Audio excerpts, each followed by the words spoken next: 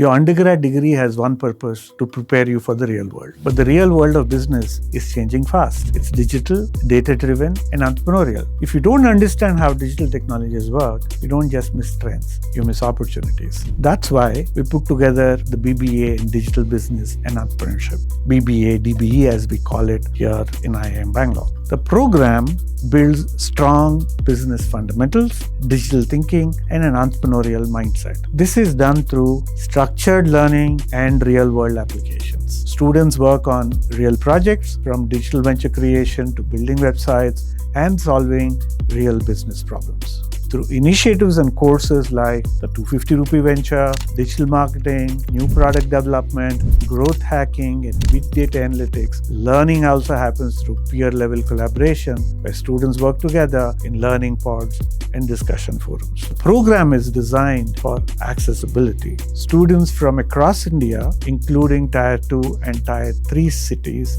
learn together.